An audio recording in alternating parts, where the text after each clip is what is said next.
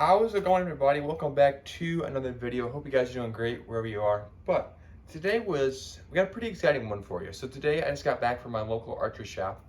And so I don't know if you guys know or not, but I used to shoot a whisker biscuit for my arrow rest, all right?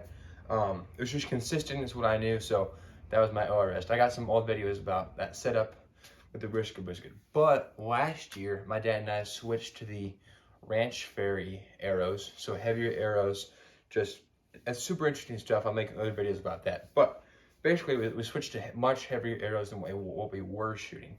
This is what we used to be shooting.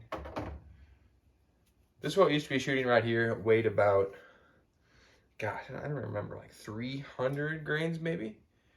Not a whole heck of a lot.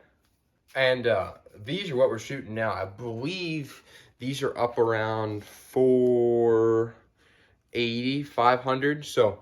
And they have a lot of the weight forwarded in the insert there. So basically a big difference, but that also involves a very big difference in the arrow rests.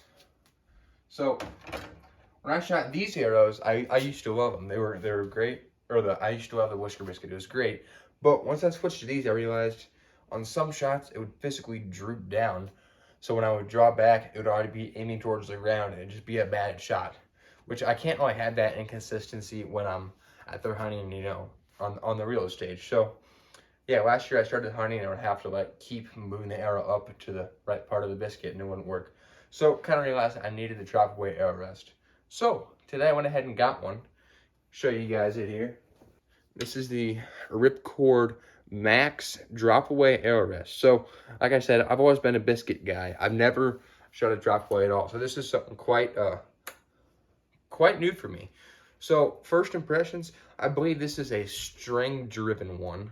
I know there's string driven and limb driven. It's a string driven. What the archer shop did is they served all this and they split the string and put it in there. So whenever I pull this back, this guy pops up there. So that's what the concept is. I went ahead and splurged a couple extra dollars so that way this one, once I draw and come back down, it stays up. So say I'm drawing on a deer and he starts finding a tree and I have to let down, the arrow still stays up and won't fall off like this. So that's pretty nice. Seems like solid construction, all the screws seem pretty good.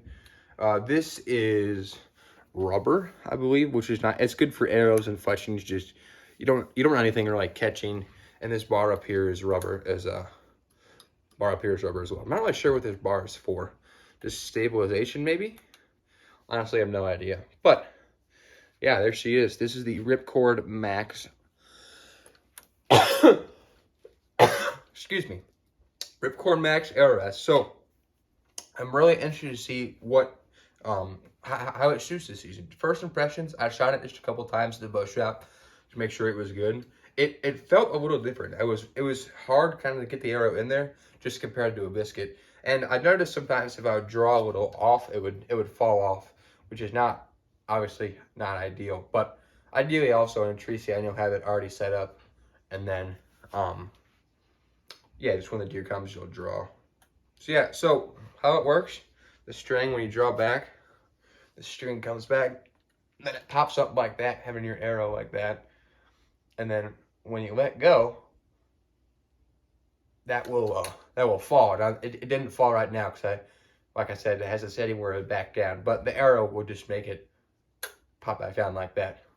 So ideally, there's less resistance on the fletchings, and it's just more consistent because the biscuit, you might sink, like I said, or something like that. Or, oh, that's loose. Didn't know that was like that. Yeah, so I'm really interested to see how this performs.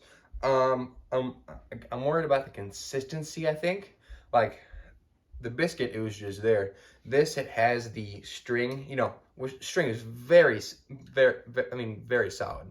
But I do have some worries that if anything were to snap or if it were to get super cold and I would draw it back hard or something, it might break. So I really don't know. I don't know what it's going to bring. But first impression is just a review for you guys. I think it is pretty solid.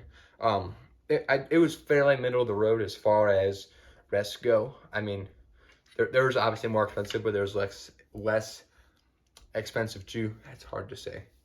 So yeah, I'm interested to see. If you guys don't know my bow setup, I talked about it before, but this is my Matthews VXR 31.5, and I got the little black gold 3-pin on there. So, and then little quiver on the side, like I showed you. Ooh, excuse me, like I showed you earlier. So yeah, I'm interested to see what this year brings with the with this rest. I'm interested to see the consistency and what all's going on there. So, if you guys found this review helpful, drop a comment below. Let me know if that would be great. But hopefully this will help you guys. And yeah, I'll make some more videos. I'm really interested to see what the season brings with the drop away rest. So, anyways, thank you guys for watching. Just wanted to let you guys know, what I'm doing here. So appreciate the view.